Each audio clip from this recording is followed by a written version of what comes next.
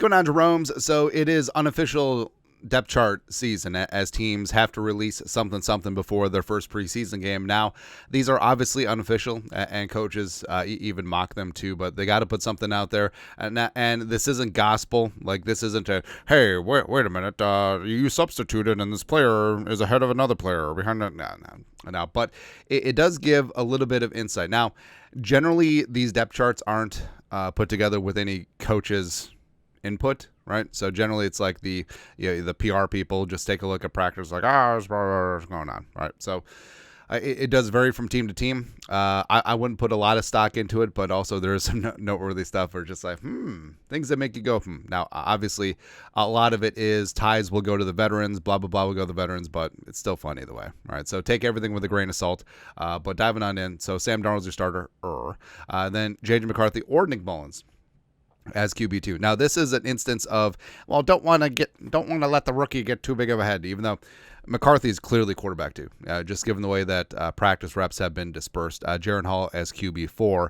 Running backs, Aaron Jones as RB1, Ty Chandler 2, Kincaid 3, noteworthy.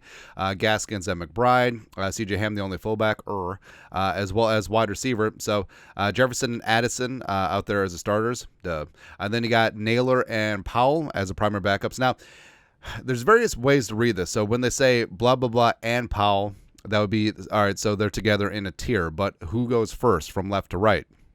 All right, so reading this, you could say that Jalen Naylor is wide receiver 3. Tristan Jackson. And then once... So they list 5, and then they have a breakup, and then they go from there, right? So Tristan Jackson would be the wide receiver 5. That's noteworthy. Deshaun Jones and Trent Sherfield Sr., the free agent from Buffalo, as your 4th team, I guess, wide receivers. Deshaun Jones as wide receiver 6, and then goes blah, blah, blah, blah, blah, blah. Also, it is noteworthy that Ty James is ahead of last year's UDFA's Thayer Thomas and Blake Knowles, who are actually having some decent training camps.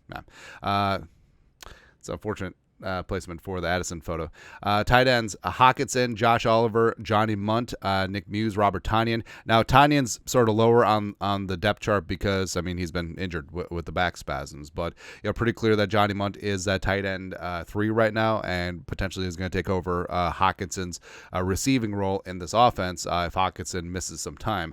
Tackles, Darius and O'Neal, the best tackle duo in the league. So Rouse and Quisenberry. Rouse listed as left tackle, Quisenberry right tackle. Now, they flip-flop back and forth that a couple times. I think that they just want to get both acclimated since they both will fill a swing role. And then also Flax, Herx, and also Doug Nestor, who they flip-flop back and forth between the two tackles as well. But it'd be awesome if Jeremy Flax panned out a left tackle. That'd be awesome, man. Interior O-line, left to right, Brandel, Bradbury, and then Ed Ingram from left to right. Michael Juergens as their second-team left guard, which I don't recall seeing him at second-team left guard. He has been second-team center before, but he does have guard flexibility. Diamond Dan Feeney, and then Dalton Reisner as their backup right guard. Then T-Rob, Henry Bird. Working Bird at center? And then Spencer Rowland at right guard.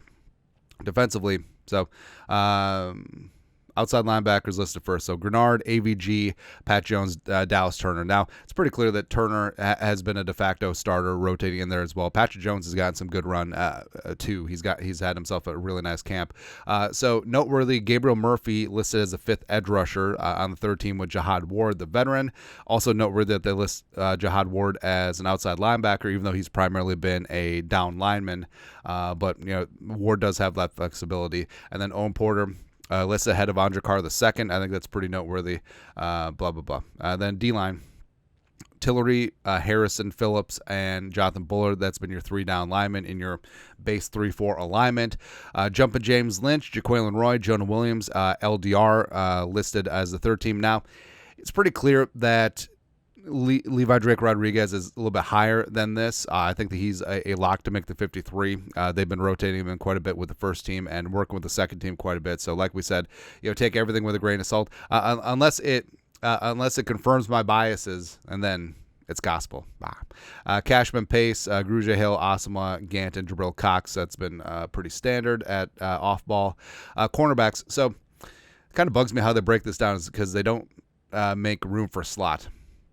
Because you could say that, well, Murph has been in the slot when it's been sub-package, but also Josh Metellus, Theo Jackson have played some slot too, but yeah, Shaq and Murph listed as the starters, which is good. I mean, Shaq looked really good before he dinged up his hamstring. I'm trying to not say tweak anymore because I think Zimmer ruined that word. Evans and Moreau listed as a primary backup, so that's noteworthy because Caleb Evans really rising up in year 3. Hopefully he can stay on the field and not get benched 17,000 times like he did last year with Flores. Moreau, I mean, literally just walked in off the street and just said, whatever, first team, let's go. And then they list Booth, A.J. Green III, and Jacoby Francis at the third team. So it's noteworthy that Francis has already risen up above guys who have been here, like Jalen Williams, Duke Shelley, and Dwight McLaughlin. It could mean something, could mean nothing. Also, they moved Najee Thompson back to corner. Remember, they moved him to safety, but he's been on the pup, so it doesn't matter. But it's probably when they brought in Bobby McCain, they're just like, yeah, but he's a special teamer either way.